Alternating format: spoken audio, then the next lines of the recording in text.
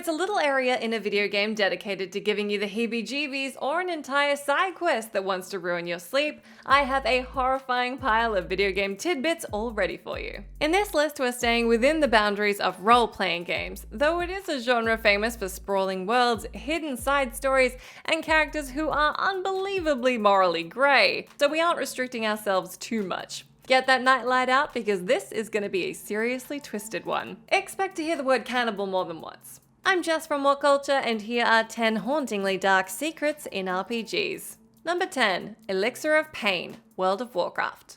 Probably one of the least controversial generalizations I could make about video games is that gamers love dogs in their games. I mean, why wouldn't they? So of course it was incredibly controversial when World of Warcraft let you hurt one. A digital one, but still. Look, maybe you've gone full horde and this one just doesn't bother you, but let me give you the lowdown so you can decide for yourself. Back in the olden days of Vanilla WoW and now in World of Warcraft Classic, you're tasked with providing 10 vials of mountain lion blood to Apothecary Leiden, who is one evil-looking bastard found in Hillsbrad foothills. Once you've done that, he'll hand you back something I doubt you'll be sneaking a sip from called the Elixir of Pain, and asks you to feed it to a little dog in town called Stanley. I know you can see where this is going, and no, it's not good. If you decide to feed the nasty poison crap to the little cutie, he'll morph into an aggressive, oversized wolf monster called Enraged Stanley, leaving you no choice but to kill him. You could say the Forsaken made you do it, but I see you tallying up that XP gain. Was it worth it? Number 9. Some hero you turned out to be. Bloodborne. Let's be honest, very few things work out in the sunshine and rainbow way you wish they would within Soulsborne games, and this little tidbit is no exception. You've got a couple of options when you come across the few NPCs in the world who are not terrifying monsters that want to kill you on sight. First off, you can send them to Yusefka's clinic, which seems like a decent idea because the woman says she'll take care of anyone you send to her. Well, spoiler alert, that is not what happens. Late in the game, you break into the clinic and find out she's been experimenting on the people you sent to her, and they've all turned into creepy blue alien creatures. Okay, so we're not a big fan of the clinic. Not to worry, you can also send non-violent NPCs to Odeon Chapel. Which can't possibly be worse, right? Well, I guess that depends on how you'd answer the would you rather question, if you'd rather be experimented on or eaten. In the Forbidden Woods, you'll come across a suspicious beggar standing breathless above a pile of mauled bodies and eating one, so you probably can't claim total ignorance here. He asks if you know any safe places, and if you send him to Odeon Chapel, he'll gradually eat his way through the other survivors you've sent there. With every boss you'll take out, he'll munch on another NPC until they're all gone. He'll reward you with beast blood pellets if you ask him what's up, and you can grab the dropped NPC items, but still, very grim. Number 8. A little too late. Fallout 4.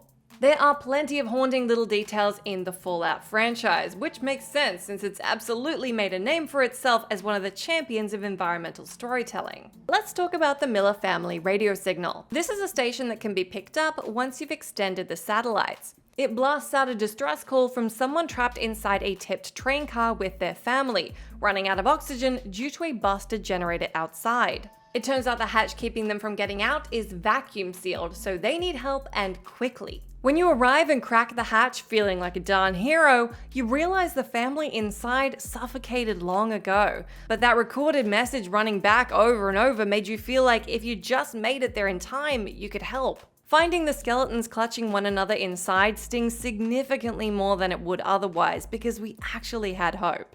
Number 7. A Baby for a Summon. Neverwinter Nights, Shadow of Undrentide. Neverwinter Nights is an excellent CRPG, and don't worry, even 20 years ago the genre was absolutely capable of being incredibly grim. Shadow of Undrentide is the first expansion pack for the game, released in 2003. It contains a side quest where a woman named Nora Blake tells you her house was attacked and her husband and baby Tynan are still inside. Once inside, you find the husband dead and the baby held hostage. Using persuasion or dexterity, you can successfully get the baby back, and then, if you're a normal person, hand it back to its mother. If you don't do that, or you just want to be evil, you can keep the baby, which, look, is already pretty bad, but we're only just getting started. In the game's second expansion, Hordes of the Underdark, if you port in your character, you'll still have the baby in your inventory. you'll happen upon a Beholder Bridge control panel in which you can deposit the baby, and out pops a permanently summoned monster bearing the same name as the infant once a day. This will take the form of either a Dryder or a Goblin. That's a pretty gentle way of saying you just sacrificed a kidnapped baby in order to turn it into a monster. Congratulations! Number 6. Not So Nice Winter Lodge, Fable 2. Fable is another series that's got plenty of nastiness injected into its otherwise gorgeous and colourful game world. The Winter Lodge can only be accessed if you manage to get through the Bloodstone Demon Door. Once inside, you'll find yourself in the realm of Albion, home to, among other things, a warm and welcoming forest lodge. Step inside the front door though, and things take a drastic turn. A chilling sound effect blares and everything turns to black and white. The cozy cottage is now a decrepit hell house home to skeletons and torture devices. When you leave the house, the exterior has changed too. Where a pile of wood once sat, there is now a decapitated corpse on a stump, and the lamp-lined path is now lined with hanging human body parts, cages, and a bloody sack. I feel like this is how Hansel and Gretel felt. Number 5. Gaster, Undertale. Undertale is a fascinating game that has way more levels to it than you'd originally expect. One big secret that a few diligent players were able to dig up is the story of Gaster, a creepy sprite dug up in the game's files. What pointed players to this spooky fellow was some very lucky encounters. Each time a new game is launched, there is a slim chance the game will place strange grey NPCs in random locations, who, when approached, simply speak cryptically about the quote, man who speaks in hands. The fandom has pieced together a handful of theories as to who Gaster might be, but the plotline remains largely hidden. All we know is that your chances of coming across the few NPCs who do refer to him are unbelievably low, and if you do come across them, you'll probably wish you hadn't because they're incredibly creepy. In one very rare new game instant, a grey door will spawn with the scary-ass sprite nicknamed Gaster inside. If you touch him, he disappears. This one might not be as explicitly scary as some of the others on this list, but the creep factor is off the charts, particularly since we don't really know what we're looking at or why. Number 4. Cannibals. Again, The Witcher 3 Wild Hunt. The Witcher 3 is absolutely chock full of secrets, side quests, and terrible humans, and this entry has all 3. Also cannibals, because I promised. Without a Trace is a side story you'll come across in the Hearts of Stone expansion if you've inspected the notice board in Brunwich. A herbalist called Otto Bamba will ask you to search for his missing apprentice near Dead White Wood. Being the friendly neighborhood witcher that you are, you'll mosey on over and discover a blood trail leading to an empty village, home to an elderly couple. So not completely empty, but you know, empty. If you're immediately suspicious, you have every right to be. The couple insist the man you're looking for was attacked by wolves. You can end the quest there, but if that isn't sitting right with you, you can choose to continue the investigation, at which point you uncover a hidden cellar door. Inside, you'll find a chopped up body, the very body that you've been looking for. So you'll head back upstairs and tell that elderly couple they've got some splaining to do. They fess up to eating the dude but not killing him, insisting they're too weak to farm, so they just went full vulture and took the wolf's scraps. It's up to you to decide if they're lying or not, and you can either make them promise not to eat people again or kill them off. Number 3. Derlags Tower, Baldur's Gate, Tales of the Sword Coast. Derlags Tower is a location that you only would have explored if you grabbed the Tales of the Sword Coast expansion for Baldur's Gate. It's replete with traps, monsters, a ton of great loot, and a seriously dark secret. As you explore the sprawling building, you'll learn a lot about its creator, Derlag Trollkiller. Derlag was, as you'd expect, a fan of killing trolls, and an especially powerful dwarf. He eventually put his adventuring days behind him and settled down to marry a powerful magician, build an enormous fortress in the mountains, and have a couple kids. You know, just regular middle-aged stuff.